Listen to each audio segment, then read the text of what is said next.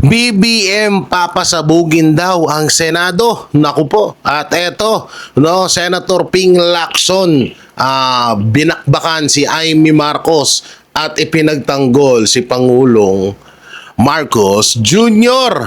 At eto, Senator Robin Padilla, ano na bang gagawin ng ano na naman ba gagawin ng NBI? Person of interest. Utangin ang mga balita to. So yon mga barateros, mga kabiyaya, isang mabiyayang araw sa ating lahat. At ito pala, nakalimutan ko sabihin, no, yung pag-aresto kay Senator Bato de la Rosa ay planado at malaki ang bayad. So mamaya papakita natin yung actual video diyan sa sinabi ko. Tumalisik pa yung laway ko diyan sa sinabi ko na planado at malaki ang bayad na ginawa para lang magbaba or makapaglabas ng arrest warrant laban kay Senator Bato de la Rosa. So yun, welcome back to my YouTube channel. Jay Guevara nga po pala, no? Mga kabiyaya, mga banateros, mga kabiyaya. So ngayon grabe yung mga nangyaring issue. Kesyo dito,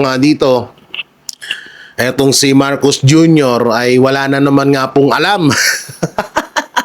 Wala na naman po siyang alam sa nangyari, katulad na lang ho nung nangyaring siege siya kay OJC na wala din siyang alam. So kung wala kang alam, sino ang may kasalanan?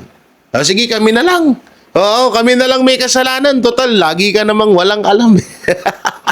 Tayo ng presidente to, naturingang presidente ng Pilipinas, pero wala siyang alam sa nangyayari sa bansa niya. Hindi niya alam ang gulo. Pero eto, may hamon ako kay Pangulong Bongbong Marcos. Kung talagang hindi mo alam kung sino at gusto mong alamin ang mga nangyaring kaguluhan o yung mga nanggulo sa Senado, ipakulong mo si Attorney Matibag. Dahil siya yung unang nanggulo at may mga ebidensya tayo diyan, 'di ba? Siya yung NBI po ang lumusob sa Senado. May mga ebidensya, may video rin po na nandun siya. So kung talagang gusto mong solusyonan yung gulo na nangyari sa Senado, ipakulong mo si Attorney Matibag. Yun, tapos. Siya yung una ng gulo doon, no? Kaya ipakulong mo si Trillanes. 'Di ba? Napakadali ho nun. Pangulong Bongbong Marcos, the greatest president ever. Diba?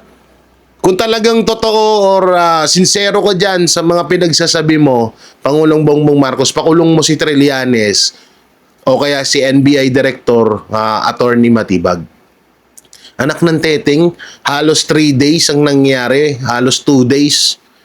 Ilang araw nangyari bago magkaputukan sa Senado. Viral na pag-uusapan buong mundo. Tapos 1.5 hour, tatagalogin ko na nga kasi baka na naman may baka may mga tumawa na naman sa English ko no. 1 oras at kalahati lang niya pinanood or sinubaybayan etong etong issue sa Senado. Biruin mo, anong ginawa mo?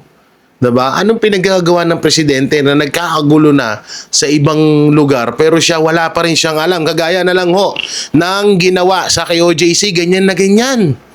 Wala daw alam. Wala siyang alam. Wala daw nangyaring sakitan. Wala daw pangaharas. Wala daw mga nasaktan. Pero wala siyang alam.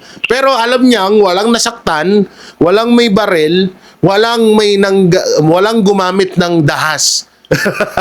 Ang galing mo, ha? Iba din, ha? Ka rin, ha? Kakaiba ka din, ha? Talagang ewan ko na lang kung gaano, alam nyo, sobrang inis ko nga dito sa mga video na pinapanood ko dito kay Marcos Jr.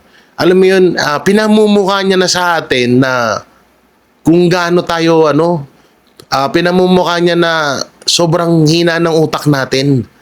No, na ang gusto niyang ipahiwatig sa atin is paniwalaan natin siya sa mga sinasabi niya dahil tanga-tanga tayo. Anak ng timang naman, presidente ka, wala kang alam sa mga sa mga nangyari. So dito nga mga banateros, mga kabiyaya, unahin ho natin itong mapatungkol kay Senator Robin Padilla na makikita nyo dyan sa screen. Na ito, basahin ho natin. Matibag, tinukoy si Senator Robin Padilla bilang person of interest sa paghahanap kay Senator Bato de la Rosa. Lalong umiinit ang usapin kaugnay sa pagkawala ni Senador Ronald Bato de la Rosa matapos ipahayag ni NBI Director Melvin Matibag na si Senador Robin Padilla umano ngayon ang isa sa pangunahing person of interest na maaaring magbigay linaw sa kinaroroonan ni De La Rosa. Matatanda ang madaling araw ng Huwebes nang makaalis umano si De La Rosa sa Senado matapos ang tensyonadong kaguluhan at napaulat na putukan sa loob ng Senate habang nakapailalim siya sa protective custody kaugnay ng posibleng ICC warrant laban sa kanya. Sa isang panayam, diretsahan sinabi ni Matibag na automatic po yan. Pero sabi ko nga, kung mayroon pong unang-una, dapat tanungin na identify naman na si Senator Robin Padilla yung kasama. Dagdag pa niya, siya po yung pinakitang person of interest, shed light sa ayon kay Matibag, sumunod lamang umano ang NBI sa direktiba ng Department of Justice, DOJ, kaugnay ng usapin. Puta na, nagtuturuan na sila ngayon. Ano naman? DOJ naman. No?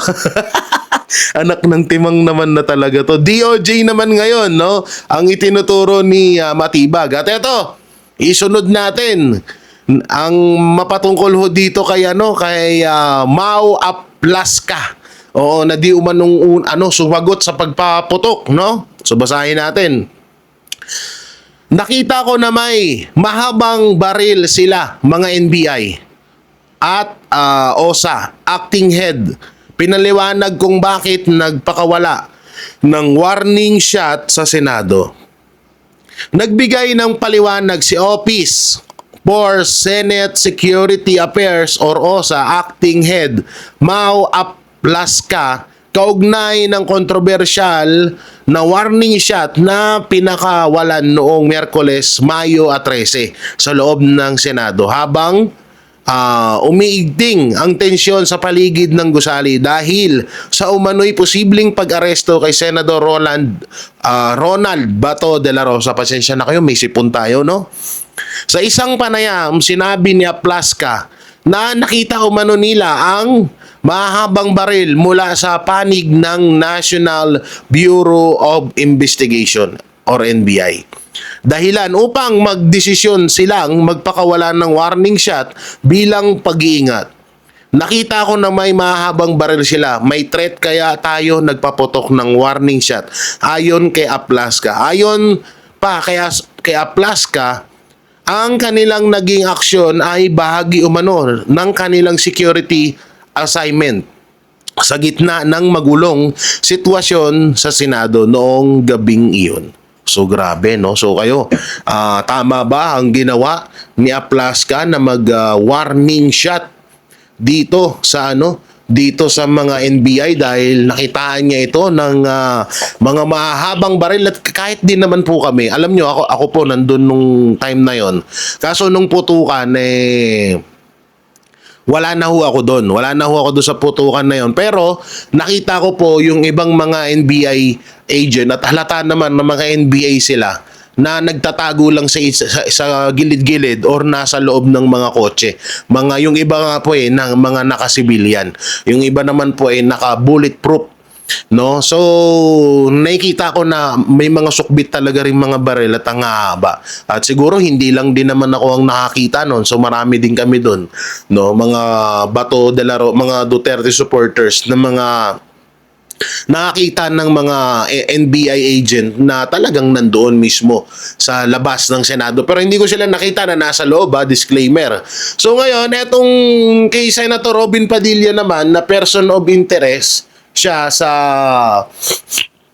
excuse me, sa pagkawala or pagtatago, ano bang klaseng person of interest dito kay Senator Robin na sinasabi ni Matibag? Una, hindi naman convicted, wala namang kaso si Senator Bato de la Rosa. So kung may kasama siya na isang senador at kasama niya sa napag-alis sa Senado na lagi naman ginagawa ng mga senador yon, bakit gagawing person of interest si Senator Robin Padilla? Anong meron doon? Automatic naman na pagkatapos ng session sa Senado, pagkatapos ng mga bakbakan or usapin ng mga senador or kanilang sabihin na natin meeting or ano pa yan, automatic uuwi naman yung mga yan. So ibig sabihin, person of interest din po ba yung 10 senador na mga naunang umuwi? Kagaya lang nung magkapatid na Tulfo. Kagaya lang nila JB Ejercito, ni Soto, ni Lacson.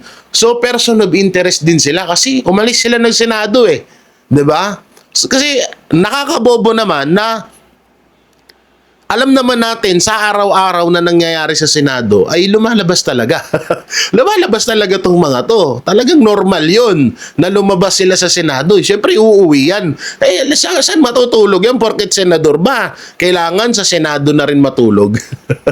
Isang malaking kabobohan at kagaguhan naman yung mga pinagsasabi nito ni Attorney Matibag. At ito pa nga, yung driver ng NBI na sinasabi nilang volunteer lang, sobrang nagtataka ang mga netizen na bakit nagkaroon ng baril. So ang sabi ni Matibag, pinahawak lang daw. Tapos nagpaputok. So mali-mali maraming mali-mali na mga detalye, maraming mga mali-mali na mga ng mga statement etong tatlong panig ni Castro, ni BBM, tsaka ni Matibag. So ito, basahin ho natin itong mapatungkol dito sa asawa nung NBI driver ng NBI na volunteer daw, na yun daw yung nagpaputok. So ito sabi nung asawa, wala pong baril.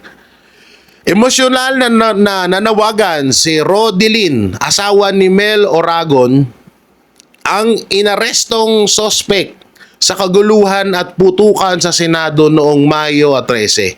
Sa harap ng media, mariing pinagtanggol ni Rodelyn ang kanyang asawa at direktang nanawagan sa NBI, wala pong kasalanan ng asawa ko, wala po yung baril. Ani ni Rodelyn. Tulungan nyo ang asawa ko, dagdag pa niya. Si Mel Oragon ay inaresto matapos ang naganap na kaguluhan sa Senado kung saan narinig ang putukan at umanong pagtatangkang pag-aresto kay Senator Ronald Bato de la Rosa. Siya ang sinasabing may hawak ng baril sa lugar ng insidente at kasama raw sa grupo ng NBI bilang driver. Sa isang press briefing nitong Mayo 14, nilinaw ni NBI Director Attorney Melvin Matibag na hindi opisyal na empleyado o ahente ng NBI si Melvin Oragon. Siya po ay hindi po opisyal na miyembro ng NBI. Ngunit nung nagkaroon na po ng sariling investigasyon, lumabas po na siya ay parang volunteer kasama po nung ang mga ahente, ika ni Melvin Matibag. So, parang ang gulo kasi dito, sinabi naman po ni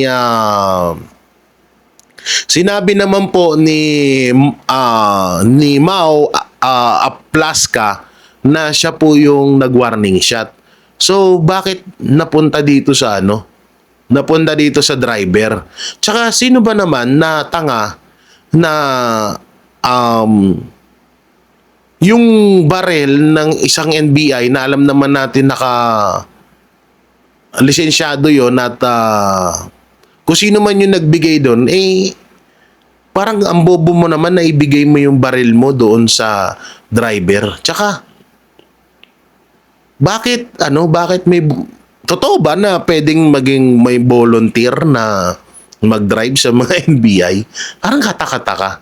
'Diba? So, ano dito ang nangyayari kasi dito, ayon sa mga netizen, ginamit lang daw tong driver na 'to para makaligtas sa issue etong NBI. So etong tao na 'to na walang kamuwang-muwang, siya daw yung ginagamit ngayon para malihis yung issue at hindi maputukan etong NBI. So ngayon, naglabas ng ako po ang may mahabang baril. Nakita ko pong may mahabang baril sila. May threat kaya tayo nagpaputok ng warning shot. So eto namang head ng Office for Senate Security na si Aplaska ay umamin siya po na siya daw yung nagpaputok. So ano yung issue sa may driver na yun? Ang gulo, no? No, ang gulo, ginugulo nila tayo Ginugulo nila tayo para hindi natin malaman ang tunay na ang tunay na pangyayari. Pero dahil nga diyan 'di ba, sinabi ko kanina na may planong pasabugin ni BBM yung Senado dahil nga kapag hindi daw maaresto si Senator Bato de la Rosa ay may planong pasabugin daw yun. So eto, may papanood ako sa inyong video na kung saan ay binanatan ni Senator Ping Lacson etong si Amy Marcos doon sa sinabi niya. So eto po para lubos nyo pong maunawaan, panoorin nyo po. Ay, DJ Chacha, Ted, magandang umaga sa atin lahat at mga sumaybay. Good morning po. Salamat po. Senator, diretso tayo agad. Senator, anong assessment ninyo dito po sa nangyari sa Senado? Well, una, thank God, kasi walang physical casualty o walang nasaktan. Dahil pag pumutok ang barel, medyo asahan natin na nakakatakot ang pangitain na mayroong tatamaan, mayroong mamamatay. Ang pinakamalaking casualty rito, yung Senado, yung institution. And it may extend even to the executive department dahil along the way, may mga lapses talaga maliwanag na nangyari o may mga miscommunication na masasabi natin. Pero ang moving forward bilang isang senador, ang focus siguro namin ngayon, ma-redeem yung Senado sa kinalalagyan namin ngayon. At kayo po dating PNP chief, Senator, gusto ko lang malaman, yun nangyari mismo na pag-handle ng USAA doon po sa nangyari and even ng NBI. Para po sa inyo, saan tayo nagkulang? Ano pong pagkakamali doon? Komunikasyon. Kasi madali lang naman mag-dial ng mobile phone o mag-pick up ng telepono para tumawag, mag-coordinate. So yun ang pinakamalaking lapse sa tingin ko na walang koordinasyon na nangyari between USAA at saka yung NBI. Dahil ang usaping ito ay pwede natin i-confine muna as far as the operational aspect na nangyari ng Miyerkules ng gabi doon sa dalawang ahensya. Kung nagkaroon ng isang mahigpit o malapit na koordinasyon o komunikasyon sa dalawang panig, palagay ko na iwasan yung papaputok ng baril. Oo, kasi pag magkaiba po yung kwento nila at ngayon nagsisisihan tong NBI maging ang USAA kung sino ba talaga po ang may sala dito. Senator, nung pong time, isa rin sa pinalulutan ngayon, nung time na nangyari po ito, mapapansin natin, majority ng senators, nandoon po sila lahat. Nasaan po kayo? Ang nakita lang naming video kay Senator Tito Sotto. Kayo po, nasaan kayo? Anong oras kayo umalis ng Senado? Mga umalis ako 18:16 dahil yun ang kasi ang ginawa ko bago ako umalis, nag-communicate ako kay Director Matibag kasi gusto ko rin malaman kasi may mga pahayag na noon, especially coming from Senator Bato, na magkakaroon ng operation yung NBI, Aris Provincia. Kasi nga doon yung tempong lumabas na rin yung denial o yung hindi pag-grant ng TIARO o yung status quo anti-order ng Korte Suprema. So pag walang TIARO, iisipin natin, pwedeng mag-execute ng warrant yung NBI o yung PNP. So ginawa ko, nag-communicate ako kay Director Matibag. Tinanong ko siya. Sabi ko, between us, pwede bang may pagkatiwala mo sa akin kung i-execute ninyo yung warrant of arrest against Senator Bato? Maluwanag yung sagot niya, wala pong instruction, pero naka-ready naman po kami kung sakaling bumaba yung instruction. Maybe he was referring to DOJ kasi ito yung mother department niya o sa mas mataas na pinaupulan. So knowing that, sabi ko, wala mangyayari. So tumuloy na ako malis at pinagbilinan ko mga staff ko kasi at that time, nagsisimula na mag-lockdown dahil nga siguro sa in-anticipate nila na magkakaroon ng intrusion o kung ano man yung pamamaraan na gagawin ng law enforcement para ma-serve yung warrant of arrest. So, gano'n na nangyari. So, lumabas ako sa gilid doon sa GSIS kasi napakaraming tao doon sa harapan, sa main gate. Sabi ko sa driver, dito na tayo, kumaliwa ka na dyan. At napansin ko nga na merong Blue Guard at saka merong NBI na nakatalaga doon sa gate na papunta GSIS. So, yun ang, at kinonfirm naman ito ni Director Matibag, sabi niya, bilang paghahanda, meron kaming advance team doon sa GSIS. Ang paliwanag niya, nandun sila sa GSIS compound o yung area. Kasi hindi makakaila na yung Senado umuupa sa GSIS. Pero merong dividing wall o pintuan sa pagitan ng teritoryo ng Senado at saka ng GSIS. So, ganon ang kaya kami wala doon, mga minority. Kasi initially, ang declaration, announcement ng Senate President, magkakaroon ng all senator caucus. So, naka-standby kami for a while. Pero nung walang konfirmasyon at ang nangyari na lang, majority caucus. So, wala kaming gagawin doon. Dahil adjourn na yung session, ako nga, inaalala ko rin yung mga staff ko. Sabi ko, magti-uwi na kayo kasi baka abutin kayo ng lockdown. Abutin kayo na alas 12 ng gabi dito. So, yun ang, kaya wala talaga minority senators doon.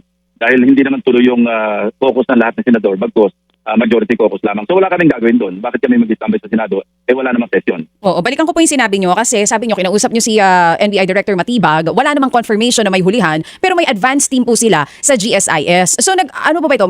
Nag-assume po kayo na baka nga may arrest na mangyari? And then may mga balita din pong lumalabas sa pinauwi ng maaga yung ibang kawani ng Senado. Paano po ba ito? Para lang mas maipaliwanag natin sa publiko, alam po ba ng minority na may arrest o wala po kayo talagang confirmation from NBI? Palagay ko, ako lang, kasi as far as I'm concerned, nag-verify ako kay Director Matibag. Kasi kung mayroong mangyayaring pag-aresto, siguro hindi ako alis doon.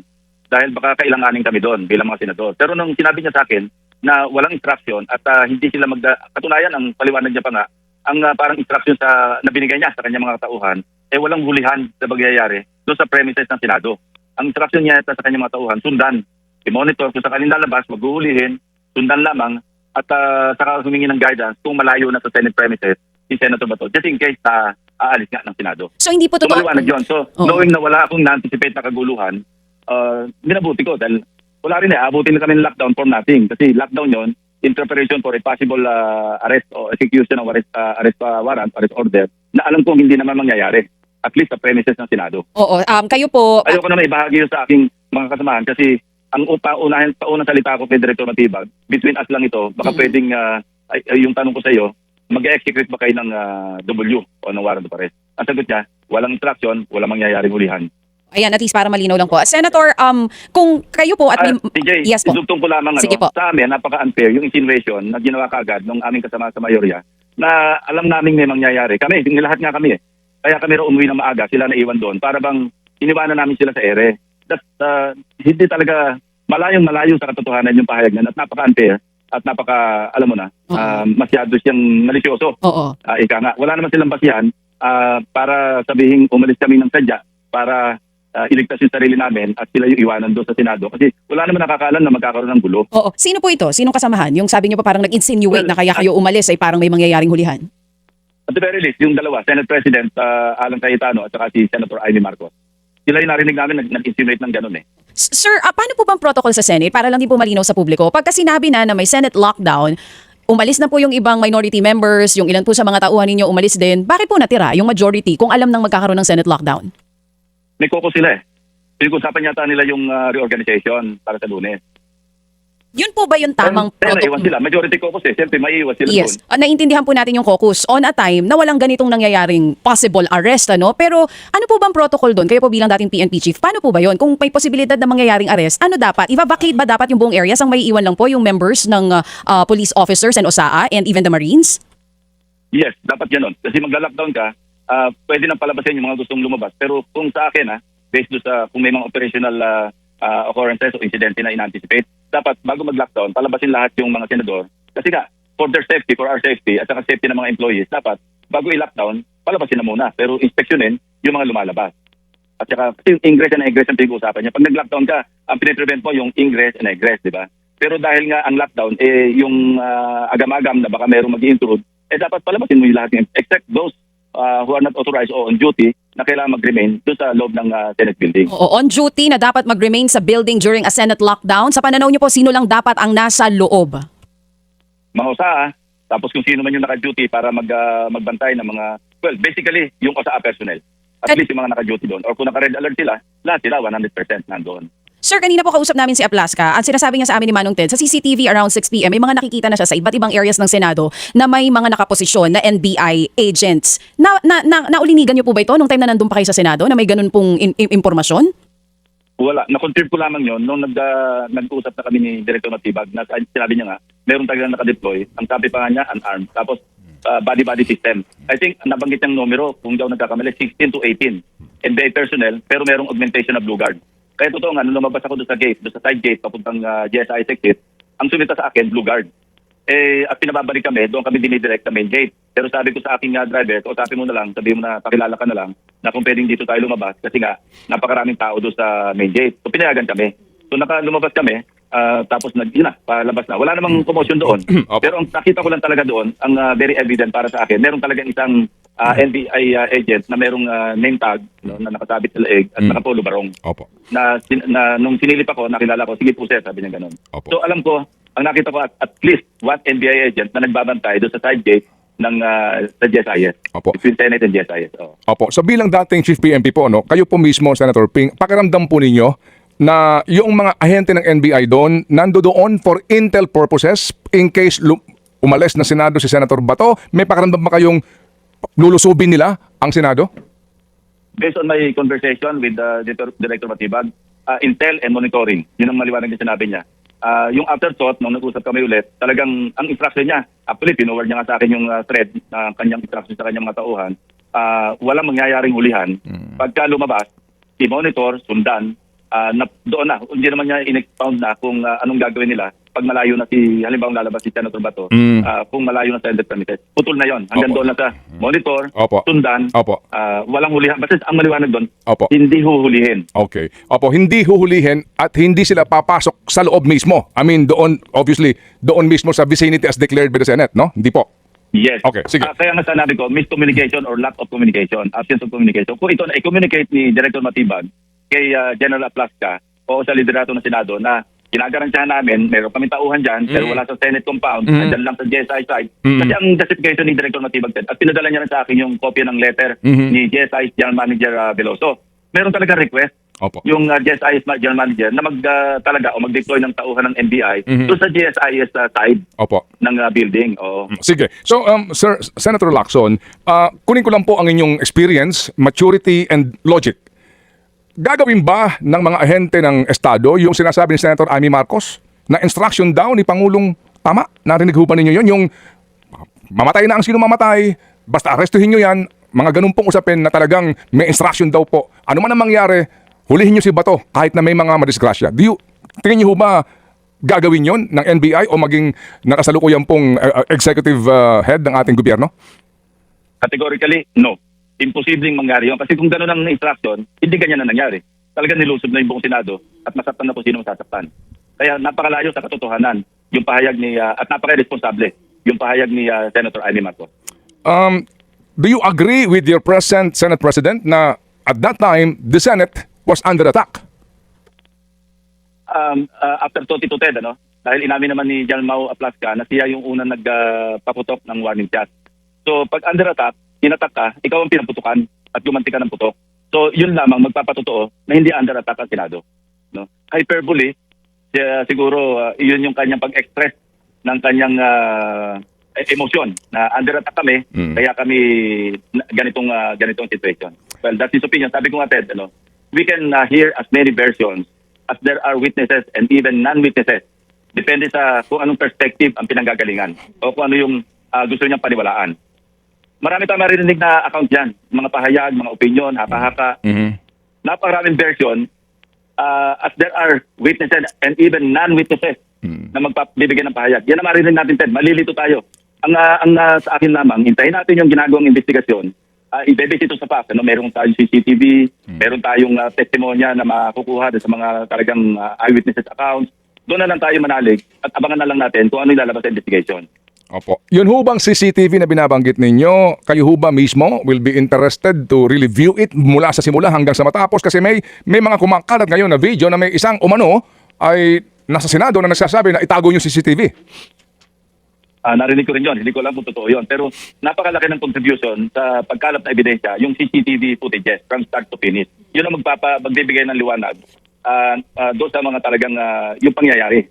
Even yung succession ng event. Hindi mahirap, hindi pwedeng itanggi yun. At mind you, Ted, meron naman tayong jurisprudence na tinatanggap admissible na ebidensya, yung CCTV footage. Ito'y, natatandaan ko to sa debate namin doon sa pag-amend nung 4200 ba yan, yung wiretapping act. Opo. No? Yung Ople versus Torres, pagka sinabing reasonable expectation of privacy, meaning pag ang CCTV nasa isang public place, hindi po pwedeng sabihin violation ng iyong privacy Opo. na ikaw nakuha ng CCTV footage. Kaya nga yung mga pulis, di ba, pag merong robbery hold up, halimbawa, Opo. sa isang grocery, ginagamit na ebidensya talaga kasi nga, reasonable expectation of privacy para huwag mo expectin na may privacy ka pag ikaw nasa isang public place. Opo, yes, Kasi sir. dapat maliwanag yan sa umiiral na jurisprudence. Okay, Senator Ping, meron kayong tweet. Ano bang tawag ho dito? Post. Sorry.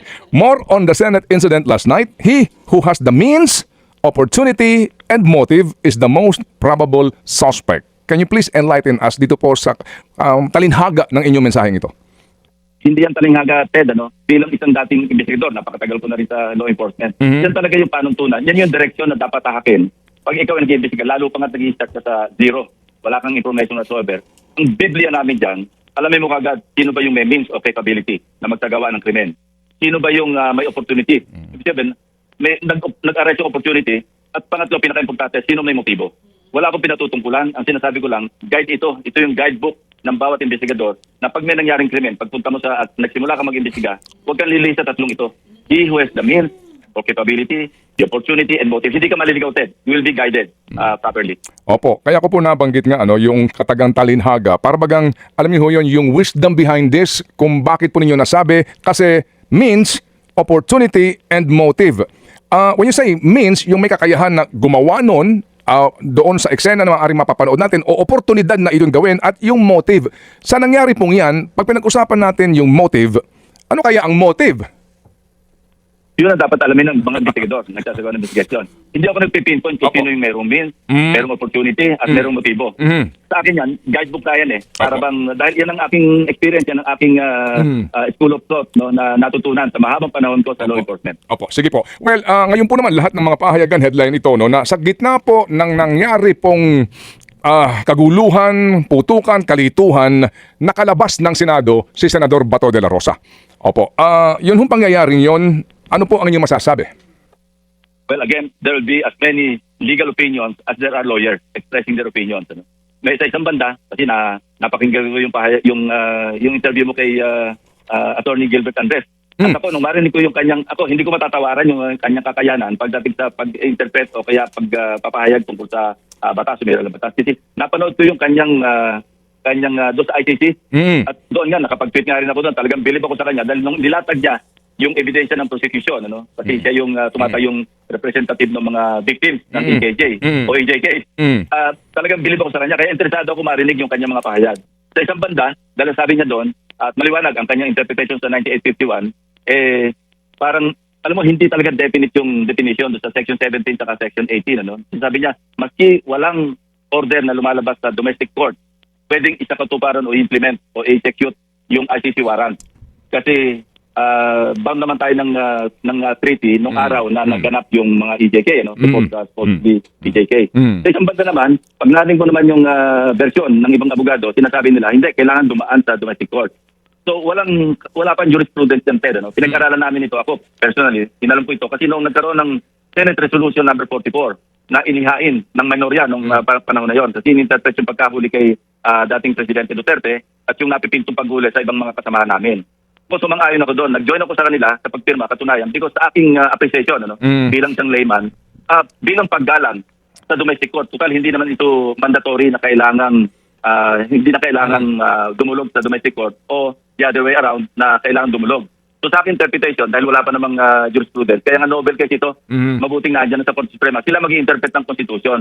Kasi nung inaral ko ito, Ted, along with my legislative staff, binangga namin ito sa provision ng Constitution, sa Bill of Rights, na kung saan, minamahalaga nila, binibigyan ng halaga, yung ating Philippine Court, na yun lang ng parang susundin natin na mag-i-issue ng, sabihin natin, corresponding order subsequent to the ICC warrant of arrest, which is an international warrant.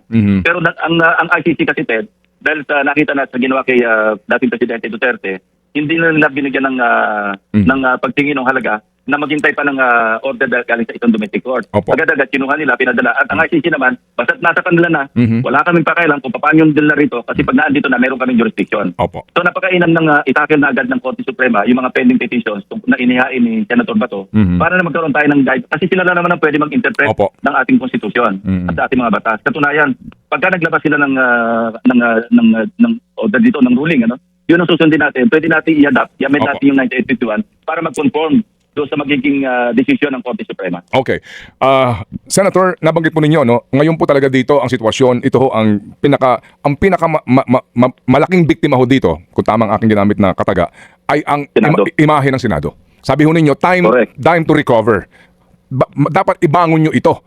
Ano po ang inyong balak gawin? Paano nyo maibabangon ito ngayong Senado na marami na nga po ang nagsasabi na para bagang ito po ay failed institution?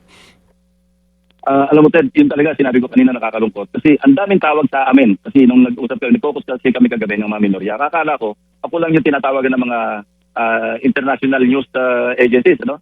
Nagkatatawag na yung Reuters, tumatawag yung kung ano-ano, at ang hihingi ng interview. Sa loob ko naman, nung binahagi ko sa mga kasama doon, sabi nila, kami rin tinatawagan. Sabi ko, ako, decision ko, huwag na mag-give interview sa international media. Kasi ano sasabihin natin, lalong lulugmok yung Senado. Kasi parang i-repress mo, Kasi, alam mo, nasa international news tayo for the wrong reasons. Napakapangit ang nangyari. Kasi noon pa lang, parang breaking news. Sa CNN nga, nakalagay na doon. Parang shooting in the Philippine Senate. Ano na kagad eh? Negative na kagad. So, ang sinasabi ko mag-recover, from here on, siguro, maging, alam mo, senatus, di ba? Yung Latin word, pinanggalingan ng Senate. Parang wise, mature men. Yung saro-saro ito eh. Yung senatus eh. So, dapat, moving forward, gawin na namin lahat yung tama. Huwag na kami magpakita ng yung mga parang immaturity, parang magkaroon pa ng further, guluhin pa namin yung situation. Henceforth, parang mag-self-reflect na lang kami individually and collectively para henceforth, puro tama na lang yung aming maging guidelines sa pagtatahak ng aming pag-perform ng aming duty. Simulan natin halimbawa yung mabuti, nag-announce si Senate President Cayetano na on Monday, May 18, iko-convene yung Senado bilang isang impeachment court. That's one good first step, no? Na parang tama yung aming gagawin. Kasi nga, maliwanag naman sa Constitution. Kasi, natatandaan ko, even noong panahon pa ni Senate President Soto, may nagpahayag na sa aming mga kasamahan. Kukwestiyonan na kagad yung basis ng articles of impeachment, which to me is inappropriate. Kasi ang trabaho lang namin, agad-agad, pag na-receive, na-transmit sa amin yung articles of impeachment, agad-agad mag-convene kami. Hindi naman kailangan kinabukasan trial kagad. Kasi may proseso pa yan, may procedure pa yan. Kapag natanggap na, siyempre, bills and order of business, pagkatapos mag-convene kami, tapos magpapadala ng summons. Nagtanong na kami kasi sa mga nakakaalam, sa mga judges, mga justices na kaibigan namin, na merong 10 days, at saka based on past experience, merong 10 days na papadala mo ng summons yung respondent. Mag-comment kayo. Pagkatapos noon, merong 5 days na papadala mo yung prosecution na mag-reply. At pagkatapos na makonsolidate lahat yun, Opo. mag-schedule na ng tinatawag na preliminary conference para mag-stipulate, o eto na, markahan na natin yung mga ebidensya. mga ebidensya. Opo. Magsabi na kayo kung sino yung mga testigon nyo. Opo. Beyond that, wala nang mga surprise witnesses. Or, upon the discretion of the impeachment court, Opo. pwedeng sabihin na, sige, pwede kayong maglabas pa ng witnesses kung along the way meron kayong pero papaalam nyo muna Opo, yes, sir. sa korte. Nasa discretion nyo ng korte. Opo. Susundan natin yung rules of court. In other words po, opo, ang kakanin nyo, dapat gumawa na kayo ng tama at mabuti. Tama yung Ted. Tama at mabuti. Eksakto. Opo, kami po ay mag-aabang sa Lunes po kung ang inyo po mga kasamahan ay gagawa na po ng tama at mabuti. Harinawa, Ted. Harinawa. Opo. Senator Ping, marami pa po kaming katanungan. Next time na lang po at mabuhay po at Grabe, ang tindi naman ni Senator Pinky. Ay, ganap na ganap. Ganap na ganap ang pagiging tuta kay Marcos Jr. Ayun! Tang palumpalo ang ating baklushi na senador. Lahat na lang takip na takip pa. Talagang laban na laban si Baklush. Talagang todo pukpok sa pagtatanggol No, talagang alam mo 'yon, yung tipong talagang parang sinampal ng isang maletang pere. Tanginang yan, grabe. Ang lapit ng mga pahayag ni Senator Pinky Lacson na yan. Ang tindi. Talagang alam mo yun, masasabi mong siya yung the greatest alalay ng adik. The greatest tuta in the world, no? No, talagang alam mo, talagang masasabi mong eto na ata ang satisfy.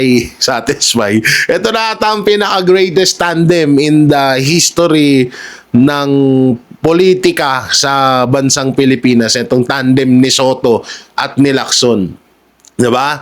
Kasi nung nagtandem sila hindi sa kahit sa pagiging kupal, sa pagiging tuta, tawag dito, magkasama sila, hindi sila naghiwalay. Sa pagiging tuta kay Marcos at Romualdez, hindi sila naghiwalay. Sa pagiging kupal sa gobyerno, hindi rin sila naghiwalay. Ganon kalupit, 'di ba? Etong si Senator Tito Soto at si Lacson, at lalong-lalo na to si Lacson. Ngayon nga din, may mga, speaking of Lacson, 'di ba? Nasa Blue Ribbon Committee yan. So ngayon may mga bali-balita na parang tinanggihan daw ni Senator Dante Marcoleta yung pagiging chairman ng Blue Ribbon, chairman ng Blue Ribbon Committee. So, tinanggihan yun. Hindi pa natin alam kung 100% na sure yan. Kung ako man din kay Senator Dante Marcoleta, medyo pangit din naman din. Pero ako gusto ko rin gusto ko na maging siya ulit ang maging chairman ng Senate Blue Ribbon Committee. No? So, yun, grabe no, mga banateros, no? Talagang alam yon, kaya nagigits natin ba't nanalo. Nanalo pa itong Lacson at si Tito Soto. Lalong-lalo nitong si Lacson dahil ito pala yung magiging papel nilang dalawa sa Senado. Na pagtakpan ng pagtakpan, ipagtanggol ng ipagtanggol etong si Marcos Jr. at si Martin Romualdez. Yun pala yung magiging papel nila. Akala natin, magiging papel nila is magiging, yung dating ginagawa nila. Dati, okay naman to eh. Diba? Ilang beses ko sinabi sa inyo, si Tito Soto sa pagiging artista, sa pagiging komedyante, sa pagiging host sa Itbulaga, okay po yan. No problem. 100% wala pong problema. Pero sa pagiging senador din walang problema si Lacson at si Soto noong unang panahon. Pero nung naupo sila bilang senador netong nagdaang taon, nitong 2025 senatorial candidate, at nahalal sila bilang senador, dito na sila naging kupal. Dito na sila naging hate ng taong bayan. Dahil sa mga pinagagawa nila, ito si Tito Soto, 'di ba? Sino ba siya? Una-una, bukod sa hindi naman siya lawyer, hindi ko naman sa dinadaw na pagiging artista, kahit ako na hindi ako tapos ng pinag-aralan, pero dapat po una-una natin respetuhin yung kautusan ng kataas-taasang hukuman. Kailangan natin respetuhin yung kahit yun ay hindi pumabor or pumabor man sa impeachment laban kay Vice President Sara Duterte, kailangan mo respetuhin yan. Kasi nga, kaya nga sila tinawag na Supreme Court, kaya nga sila tinawag na kataas-taasang hukuman para respeto mo, para respetuhin. Diba? So, doon pa lang Paul na itong ginawa ni Tito Soto. At ngayon, Paul na Paul, yung pagiging tuta niya na obvious. Kahit hindi natin sabihin, sila mismo nagpapamuka sa atin na na sila ay mga sila ay mga tuta ni Marcos Jr. Tingnan nyo na lang sa interview, diba? Tingnan nyo na lang sa interview ni Lacson ngayon kung ano yung pasya nyo. Diba? Tutang-tuta, diba? Diba? Tutang-tuta. O, ika ni Larry Gadon, tutang-tuta. At speaking, eto, may lilinawin pala tayong issue. Speaking of marapaking tanso vlogger, na sinipa ako nung rally. Ganito yung istorya. Kasi may mga nababasa akong comment na ako daw ay pikon. Ako daw yung pikon. Ako daw yung nanguna. So kitang-kita doon at may kita nyo dyan sa YouTube channel natin yung full video na kung saan may kita nyo yung vlogger na ako po ay ginanon ng bag sa tiyan. No, ginanon niya ako ng bag. So ibig sabihin pananakit or panghaharas. Nasa gilid lang ako. Pero kung trastukan kaming dalawa, murahan kaming dalawa, wala akong problema. Kaso ang problema kasi nun, hinampas niya ako ng bag, kaya ako siya sinipa. So, tutusin sa bayag nga dapat yun kaso hindi umabot kasi sobrang sikip po nung pwesto ko at hindi ko rin siya maaabot ng kamay ko kasi etong camera na to ang gamit ko at hawak ko din etong mic na to. No? Kaya hindi ko siya masusuntok kasi may mga comment kasi doon na dapat sinapak mo na, Jay. Hindi ko nga siya masusuntok kasi hawak ko tong camera na to at hawak ko tong mic na to sa kabila. Hindi ko siya inipit dito kasi mas maganda siyang pang vlog kapag nakaganito, hindi yung nakaganyan, no? So kaya hindi ko siya nasapak. At yun nga, hindi ko siya sisipain kung hindi niya ako hinampas ng bag. Siya yung unang nanakit, gumanti lang ako. So sa totoosin lang, bakit ganyan na lang ang galit ko diyan sa mga sa totoosin ano yan eh, marami yan sila. Yung vlogger na yon, yung isa pa, tas yung maliit, tapos may isa pang bali-bali 5 sila. Bali 5 silang vlogger na bumastos sa magulang at sa mga kapatid ko na hanggang ngayon na hindi ko makakalimutan yon. At sa oras na magkita kami, hindi ko na lang po alam kung ano yung magagawa ko sa kanila. Yun po yung maisisigurado ko sa inyo. Habang nabubuhay po ako, igaganti ko at igaganti ang pambabastos na ginawa nila sa magulang ko, sa pamilya ko, at sa mga lalong-lalo na sa mga kapatid ko. No? Kasi nung panahon po na kami ay TBJ Defender, ako ay yang mga yan, yung sinipa kong yan ay isa yan sa mga humahanga no sa akin. Nakapiranggot pa lang yung channel nung mga araw na yon. Hanggang sa tinulungan ko, hanggang sa naipakilala ko sa isang mga miyembro at sa totoosin ayaw nga isali yan dati pero pinilit ko kasi magaling namang magkomento, magaling mag-analisa. Naging bobo lang nung tanso vlogger na. So pinasok ko. Ngayon, nung ni-recruit kami, hindi ko na lang sasabihin kung sino yung nang-recruit sa Hard Rock Cafe na pagmamay-ari di umano pagmamay-ari ni Tito Soto noong mga panahon na yon. Ni-recruit kami at sa totoosin hindi pa nga pala sa Hard Rock kasi sa kabila naman yan sa isang restaurant. Ni-recruit kami para maging vlogger ni Romualdez. So ako po ay hindi pumayag. Hindi po ako pumayag na or dalawa po kami ni Spencer Lacale sa mga TBJ Defender na hindi napao sa offer ni Martin Romualdez.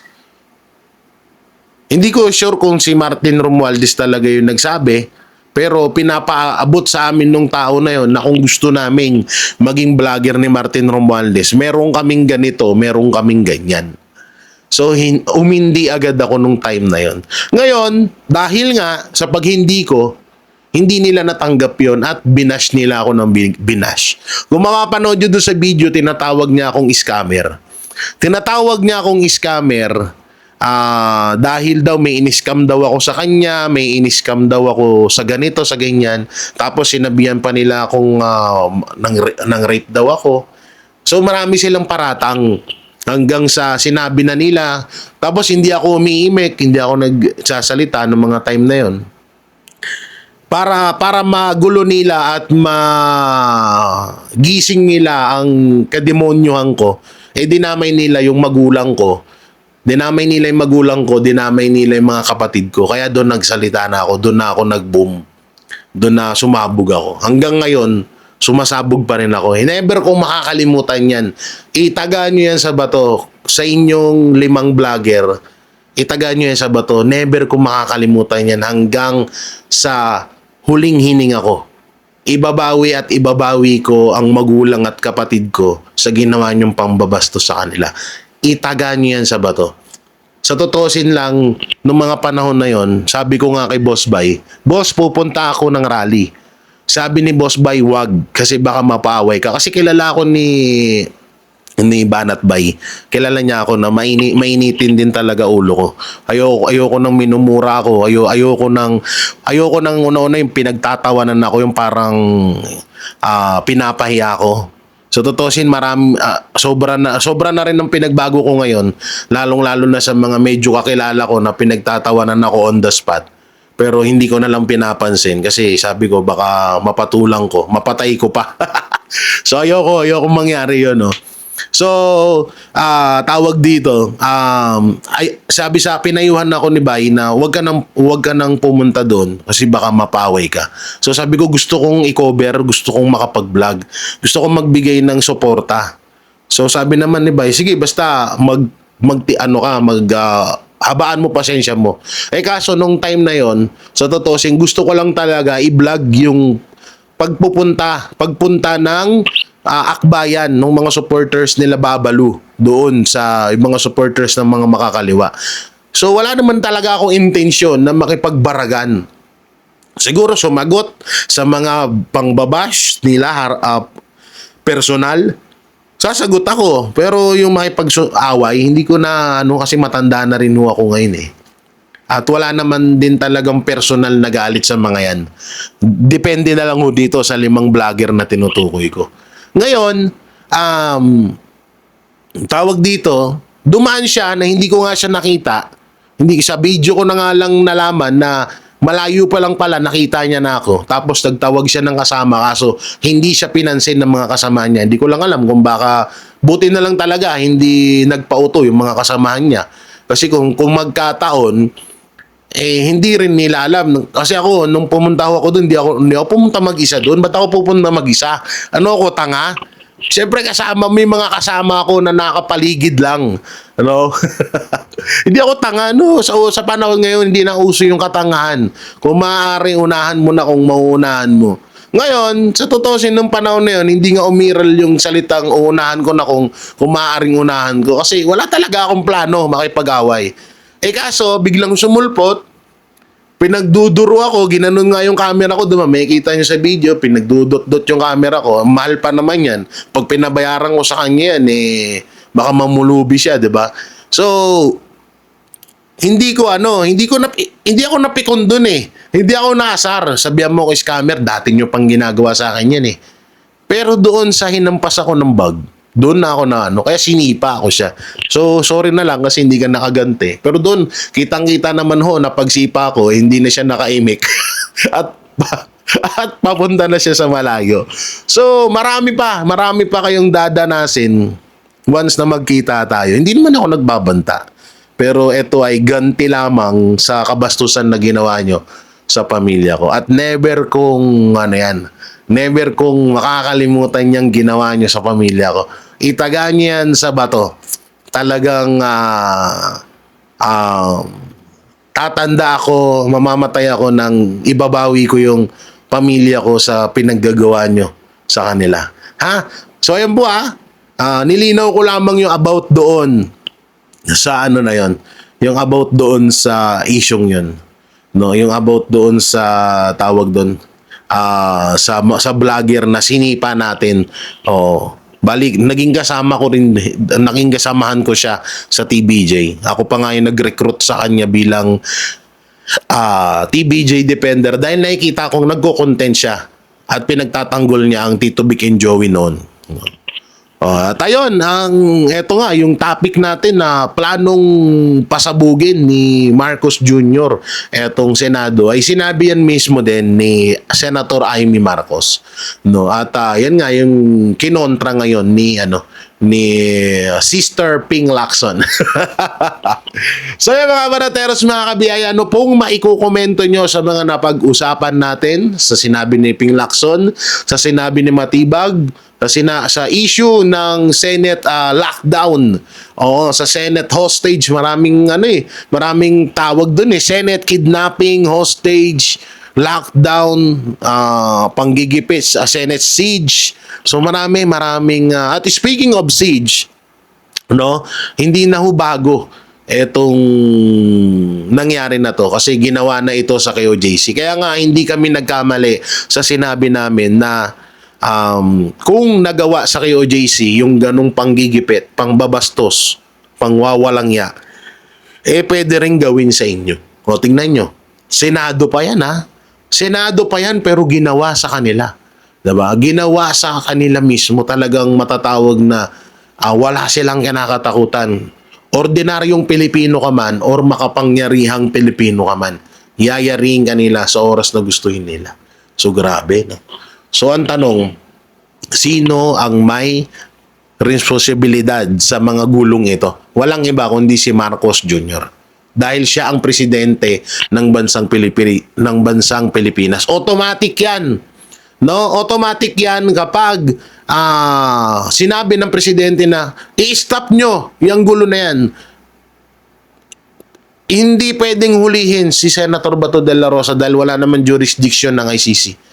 Si Trillanes, ipakulong niya yan, mali yung ginawa niya. Automatic yan. Pag sinabi ng presidente, pero hindi niya ginagawa dahil siya mismo ang itinuturing mastermind sa nangyaring gulong ito.